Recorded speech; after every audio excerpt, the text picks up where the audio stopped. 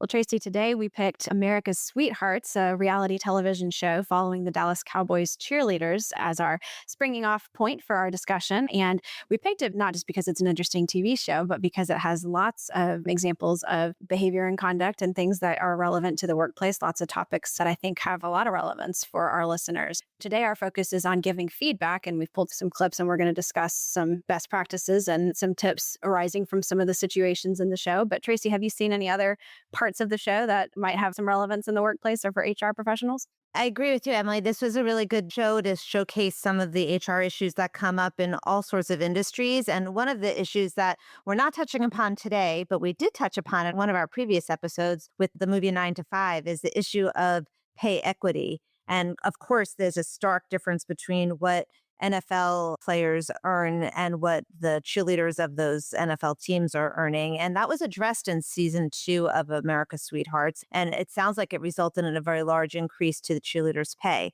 So for those of our listeners that are interested in hearing about pay equity, tune into our 9 to 5 episode. And for really good tips about giving feedback, listen into this episode. Thanks for listening.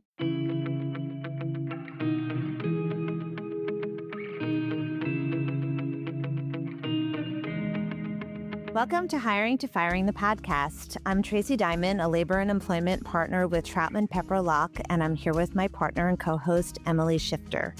Together, we handle all employment issues from hiring to firing. Today, we are thrilled to welcome as our guest Ann Hart, Vice President of Human Resources at ampliFI Loyalty Solutions. ampliFI provides customized, outsourced loyalty and rewards programs for financial institutions like banks and credit unions to increase cardholder engagement and loyalty. Welcome, Annie. Why don't you tell us a little bit about yourself and the company? Thank you for having me. As you mentioned, we do focus solely on creating and managing loyalty programs for financial institutions like banks and credit unions. Our programs offer these institutions a way to thank their customers for doing business with them. By offering personalized rewards, they have an opportunity to build trust, to encourage more spending, and to gain customer attention. It's about creating real connections that help our clients stand out and grow sustainably. As a business and a preferred loyalty partner for Visa, we continue to evolve our products to meet the expectations for the cardholders. As for my role as Vice President of Human Resources, I'm responsible for developing and executing the people strategy that supports our business objectives. That means everything from hiring the right talent to leadership development to building a culture that keeps us agile and ready for whatever comes next. So my overall goal is to help build a team that's as innovative and forward-thinking as the solutions that we deliver. Where are you located, Annie, and about how many employees do you have? We are located in Naperville, Illinois, but we do have resources across the country, and we're about 173 and growing right now. Great. Well, we're very happy to have you on. Thank you so much for joining us today. And our topic for today is giving feedback, which is something I've actually been discussing with my clients a lot lately. I think maybe it's evaluation season in a lot of places. To illustrate this episode, we have pulled clips from the documentary TV series called America's Sweethearts. Having just completed its second season on Netflix, the show follows the trials and tribulations of the Dallas Cowboys cheerleaders from auditions through training camp and into the NFL season as they compete against each other for a coveted spot on the team. During auditions and training camp, we get to watch as Kelly Finglass, the director and business manager of the cheerleaders, and Judy Trammell, head choreographer, rank and cut various cheerleader hopefuls. Let's listen to our first clip. Hey, come on in, have a seat. How are you feeling? I'm feeling good. You are? Yes, ma'am. You're doing good. Thank you. First of all, I appreciate the fact that you tried out before and you get an A on persistence on trying out again, making it to finals last year and then making it to training camp this year. Thank you. Are solid steps to making this team. Yeah. But some of these dances, you're not matching the style of the choreography. I would love nothing more than for you to make this team. Yes, ma'am. But we're just at the time where we are making cuts and we're starting tonight, and you're gonna be released from the team tonight. Yes, ma'am. I would love for you to make this team. It's not gonna be this year. Let's start by talking about the purpose of feedback. Obviously, in this clip, the feedback was to inform the person, sadly, that she was not going to make the team, at least not that year. But feedback is used for a lot of other reasons. So, Annie, what do you see as the purpose of feedback? I think that's a great question. And I think it comes with a simple answer. The purpose of feedback is growth. You are displaying a behavior I either want to encourage, amend slightly, or change altogether. At ampliFI, we use three key feedback processes to achieve our objectives and our outcomes. We conduct annual performance reviews.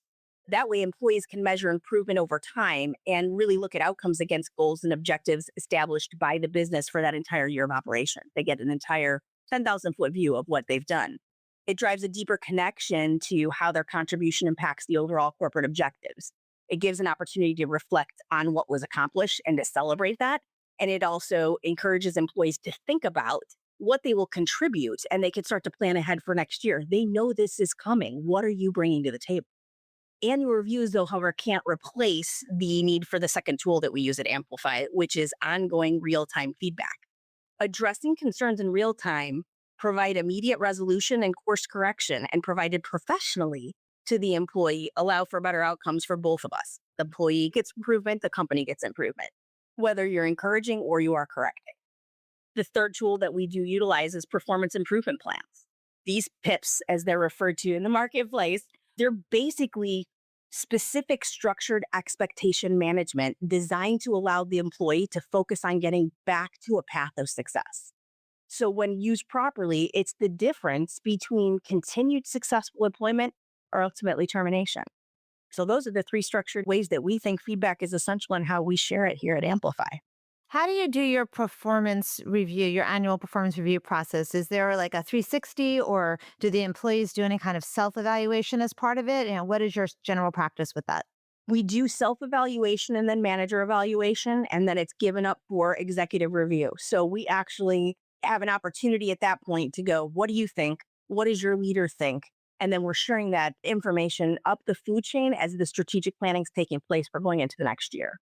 One of the things that I found has been challenging for my clients has been that HR knows the importance of feedback and they understand the why and what the process should be. But it doesn't always get to the managers in terms of them really understanding the why. Why is feedback important? How it's creating a record of the employee's performance and really clarifying where the expectations are falling short. How do you get that message across to your managers? For our managers, we have to take the time out to ensure that they have the skills necessary to provide feedback. It is coaching. It is a part of the responsibility of the HR department to ensure they've been given the tools necessary to succeed.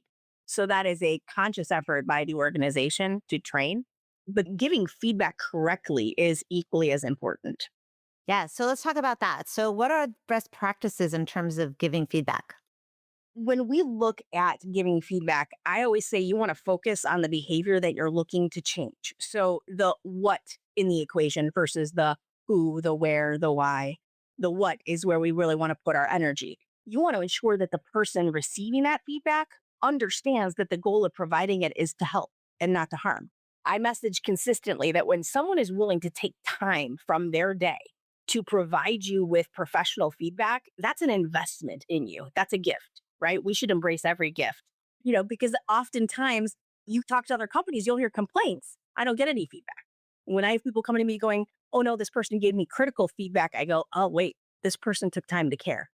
They want to see you improve. That's something that you want to rise to that occasion and meet them where they are. I message that investment in you as a person and in your career, even if you disagree with it, is something that you have to take into consideration. You have to take that in and go, hang on, here's a perception. How do I deal with that perception? Even if I don't agree with it, I need to recognize that it's there. And now I have to think about how I'm going to amend that person's perception of whatever my performance may be. How you share it depends on the relationship. And I don't pretend otherwise. When you've got teams who hear they're right all the time, right? When you got teams who are constantly getting feedback when they do well, giving them critical feedback usually is pretty seamless because they already know where they stand. They have confidence in their day. And so being able to stop the presses and go, hang on, this didn't work for me. We need to do this differently next time. It's well received because you're consistently catching them doing something good. You've already established that trust because it's really hard, right, to find a way to give feedback in a way that employee will hear it and not get defensive and shut down. 100%. And for those who don't have a close daily interaction, and that's not always possible, depending upon the size and scale of your department, the size and scale of your team, the way in which you conduct your regular sessions of interaction, you may not have had enough time to develop that closeness where they genuinely are getting constant impression backwards saying, hey, here's how this is working. It may be consistently coming, just not with enough volume to have that confidence. That's where you have to come into that conversation a little bit more nuanced. You want to bring the sandwich methodology for providing that information. Here's what I think you're doing really well so far. Here's some things I'd like to see us improve. Here's some things I want to make sure that we keep doing. So you're basically not walking in and going, I haven't seen you in a month, and all I'm going to tell you is what you did wrong. And then I'm going to leave the room and leave you to stew about it until I see you next month. You're saying, I know who you are. I know what you do. I've appreciated this work. I want you to work a little bit more on this for me. And I appreciate that work. And the last thing I tell people is you need to make sure when you're talking to people, we're in this together. This isn't a you problem. This is a we problem. We have to work together to get to a resolution that works for the business because we are a collective. I think it's such an important point that there's so much to coach the people who are giving the feedback on and how to give it in the right tone or delivery method, depending on the audience, maybe. But you're absolutely right that there is some coaching on the part of the people receiving the feedback too, and how to appreciate it and understand it. And even if their initial reaction is defensive, and how to action it. I think it is a two-sided street. And I think sometimes that gets lost. So I think that's such an important point. Focusing on the behavior is critical too, because people can have an emotional reaction to something that went sideways. As a leader, you have to put yourself in check, right? You cannot walk in with all of how you feel.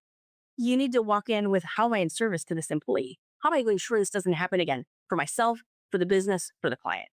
And really doing that means you have to focus specifically on the behavior you're looking to amend, as opposed to how it made you feel. I always tell leaders, if you can't walk in and have that conversation yet, then walk in and have a conversation with me. I've been doing a lot of looking into sort of how Gen Z absorbs feedback and Gen Z as a generation, of course, this is a stereotype, but they, as a generation, typically really crave feedback and crave a lot of it. But they also are more apt to internalize negative feedback as indicative of their own self worth. So being able to give them the feedback they are wanting, and they also actually, as a group, typically will be more accepting of constructive feedback and will actually take it in and do something about it, which I think is really admirable. It's so interesting. Right? It's so interesting. So, giving the feedback in a way that it will be heard and it won't affect their self worth and that they could actually use it as actionable items, like what Annie's just talking about focusing on the behavior as opposed to the person, I think is such an important point to emphasize. I think so too. And one question I had for you too, Annie, is just thinking about, you've got a big group of employees who are kind of all together in one physical location. But like so many of our clients these days, you've got people all across the country. Do you have any tips or have you seen any particular good ways and maybe not so good ways to address giving feedback when the team is more distributed, when you don't see somebody day to day, when you're not able to talk face to face? In the end, it's about understanding what it is you're looking for from that partner. If we're not together every day, then we need to have even better expectation management. I can't see you. I'm not able to walk by your desk and have a quick pickup conversation. So whether it's having a regularly scheduled check-in, which makes feedback flow more naturally because we're in a regular dialogue, or having a natural reporting structure where I can stay up to speed and up to date on what you're doing, what you're encountering, and what your challenges are. We tend to lose compassion for people we assume are not providing 100% of their effort all the time. Well, when someone's remote, we don't have any way to look at and really clearly measure what that effort is. So I tell my leaders it's their responsibility to ensure they know what their team is doing, how hard their team is working, and to make sure they're accolading and rewarding the effort and correcting anything that could make them more efficient along the way. But really, truly, engagement is the difference with remote staff. Yeah, so paving the way to be able to give the feedback. It starts long before performance reviews. If you are waiting for a performance review to give feedback, you've already failed. People who've had a longevity to their career have experienced that at some point where you heard nothing all year long and then you sit down and they want to tell you what you did wrong and you're looking at them going, why didn't you tell me that 6 months ago? Right. I've heard that before too. Yeah. So, I mean, truly, the annual review in my mind is really how you align the feedback to the business objectives more than anything else. Here's what the business asked of you this year, and here's how you impacted the business. That day to day, how you as an individual show up to do your job, that's in that continual feedback loop. between leader and subordinate. Our responsibility is to get you ready for what's next. And we can't do that by wishing and hoping. We have to be engaged. Yeah, the wishing and hoping part is what we hear from managers a lot. I have to work with this person the next day. How can I tell them all these things they're doing wrong and then expect that they're going to still like me, right? Or still be willing to do the work I need them to get done. So, how do you get past that choke point?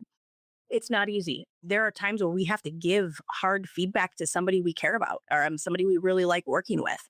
But the truth of the matter is that if we don't, their opportunity will be limited. I need to care enough about you to want you to be successful. Me being liked can't be what dictates how I act. Hmm. Me being respected is important, but me being liked cannot be the consideration. I have to put that to the side and recognize that being a leader isn't something that is easy or everybody would do it. If approval is necessary for you to feel confident and comfortable advancing the people around you, raising people up, you're probably in the wrong role. So I tell leaders who struggle, write it out, get organized, use a smart methodology. Make sure that you put yourself in an orderly fashion so that when you're going into that conversation, you can be intentional. Make it easier on the other individual by being prepared yourself. Here's what's going on. Here's what I need you to correct. Here's how we're going to follow up on it. Is there anything else I can support you with? Really good segue into our next clip. So, there's no question that Kelly and Judy can be harsh at times, particularly when discussing the candidates behind their backs. And, they're dealing with sometimes very, I hate to use the word shallow because I don't mean it in a derogatory way, but let's face it, they're talking about how pretty somebody is or whether they're really standing out based on their looks. But it does seem like their hearts are in the right place. And they do seem to try to speak to the candidates in a way that is empathetic while firm. So, our next clip is an example of good feedback. We wanted to give you the chance to know how you're doing and what we're thinking. Thank you. Yes, I appreciate that. First, have been very impressed with just you as a person in this training camp. Your appeal, your maturity, your poise, what you could offer to our organization as an ambassador, a teammate. There's no concerns there.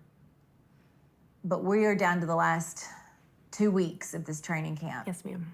And with the dancing, sometimes you're dancing, the word that's come up twice is more of a soft dancer. Okay. As opposed to a powerful dancer. Yes, ma'am.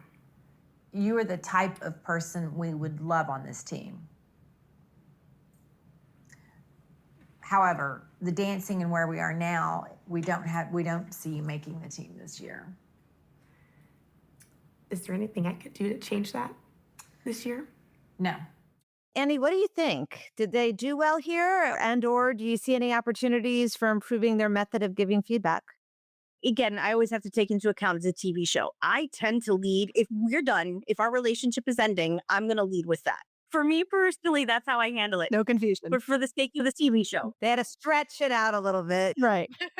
Maybe there wasn't any background music when you're normally letting. Yeah, no one's playing. Taylor's not in the background singing us out. But I genuinely do believe that gave very, very insightful information here. They were very specific in the things that they felt this individual had done well, what they thought they could do going forward.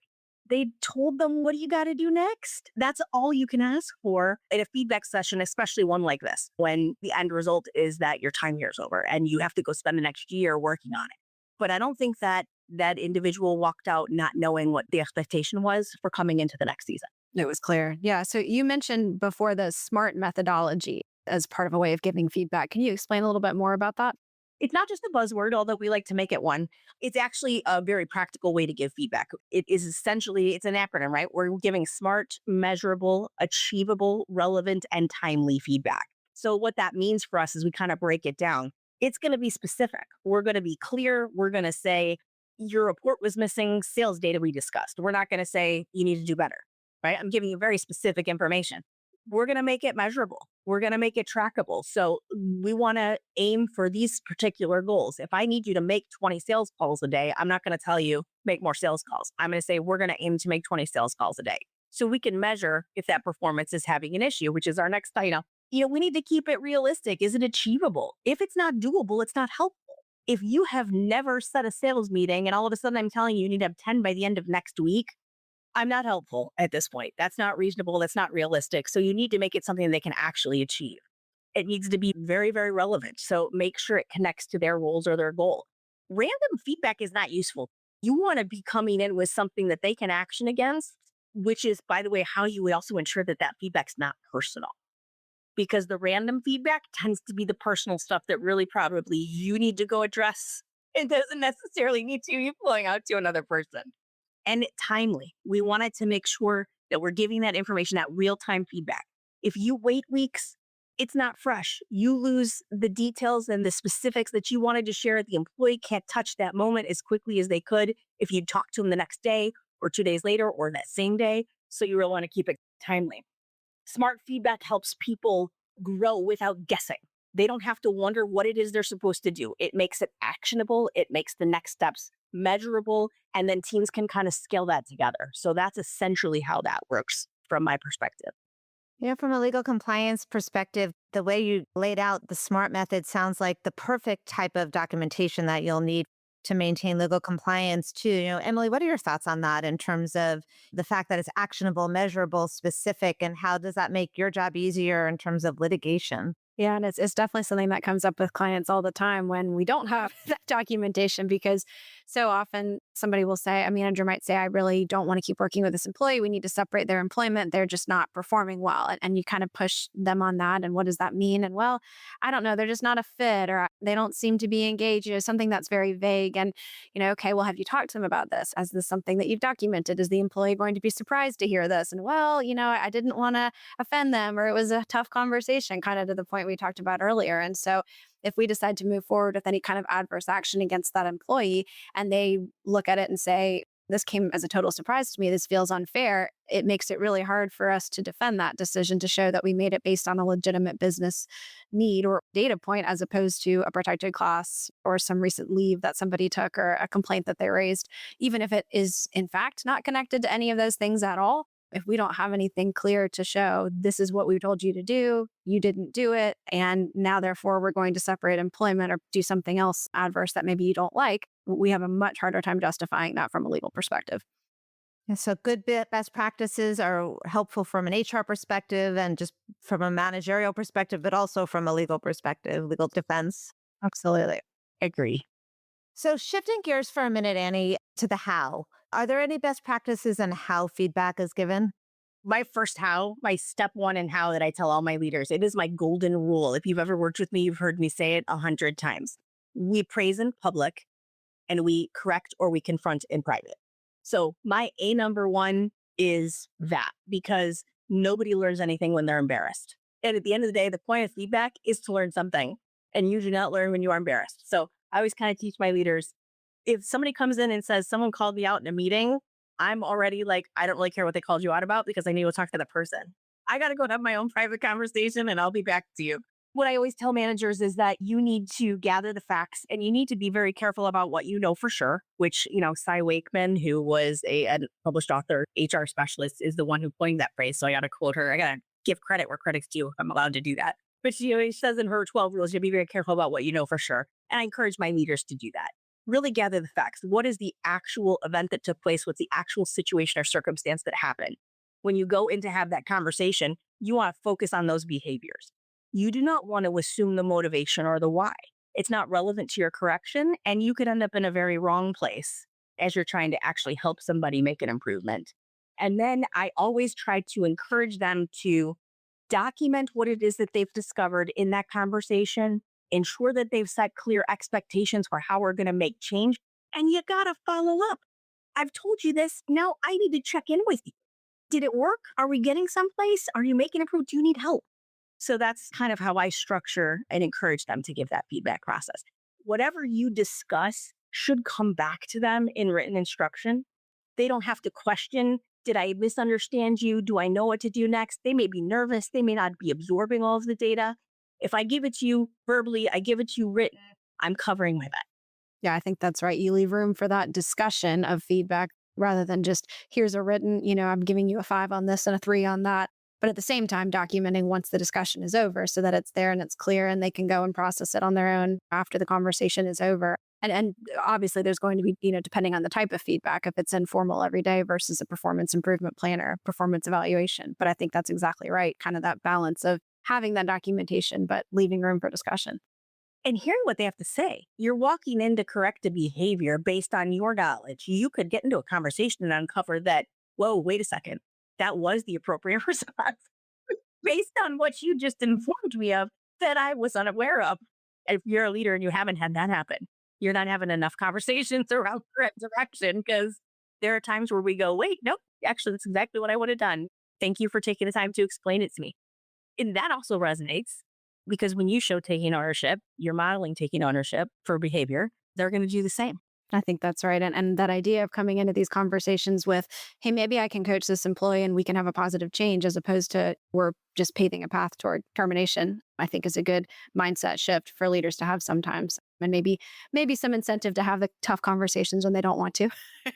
Well, and also particularly important with performance improvement plans or PIPs, that you go into a PIP with the idea that you're going to, in good faith, try to turn this employee's performance around, because too often companies will use PIPs as just a way of papering off over the file, but not give realistic metrics and clear expectations and a reasonable amount of time for improvement. And that actually is worse than not giving a PIP at all. So if you're going to give a PIP, you have to be committed to seeing the PIP through, providing the coaching, giving measurable goals so that you can really measure the outcomes and see whether the employee has a chance to improve before you go to the next step.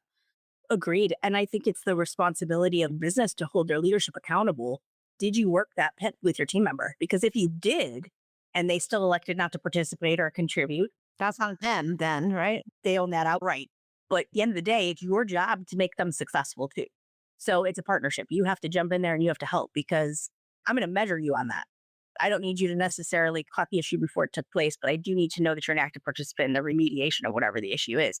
That's a reflection on your leadership skills. I celebrate it. When people come off a PIP and they go through an entire calendar year and they have not been put back on and we're seeing that performance improvement, that's the story I tell internal. It's a wonderful story to tell when it happens. Yeah. Before we get to our last clip, Annie, I want to just flesh out something you said before about not thinking about the why someone's not performing. Why is it so important to not ask about the why? Why do you avoid that issue?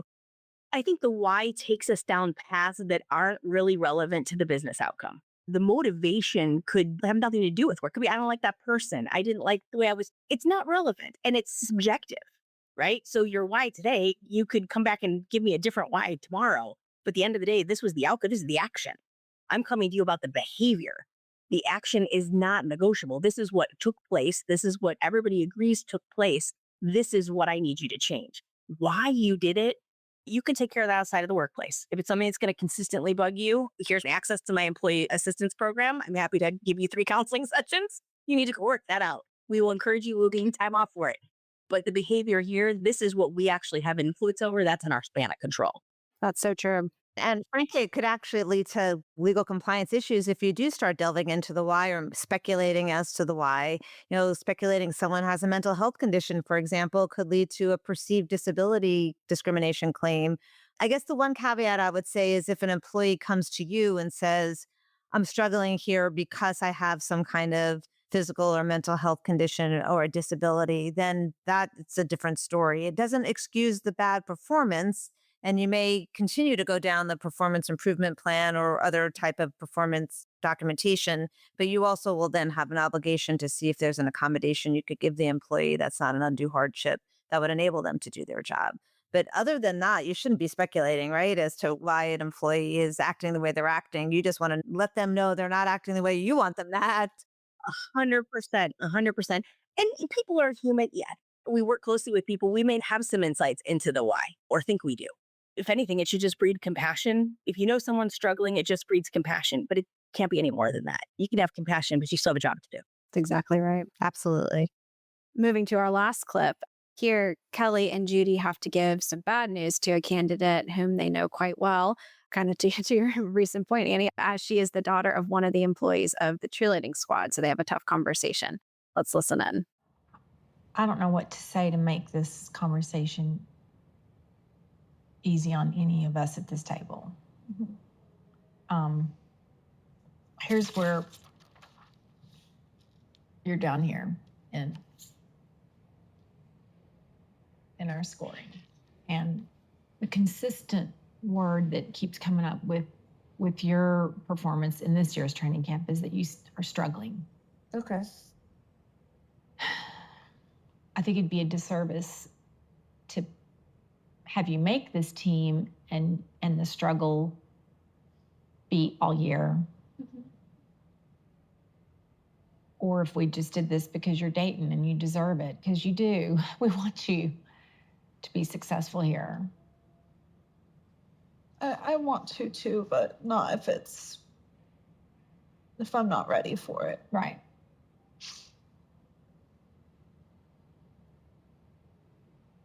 It's hard to say you're not ready because you've been around this your whole life. You know what I mean? Mm-hmm.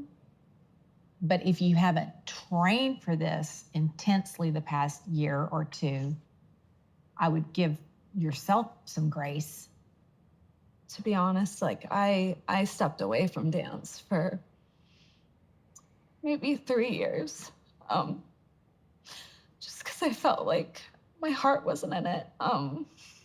When I started dancing about a year ago, I just wanted to do something I was passionate about. I really wanted to come back and do something to make myself proud, which I do feel like I have done because I've made it this far. And we've seen a lot of growth in you. I feel like you are a different person now to talk to, and that's harder for us because we aren't really attached to you. Do you want to talk to your mother, or would you want... Sorry, I don't... I can tell her. It's hard when you have to put your heart aside and do the job you're hired for. I mean, we wouldn't be doing our job.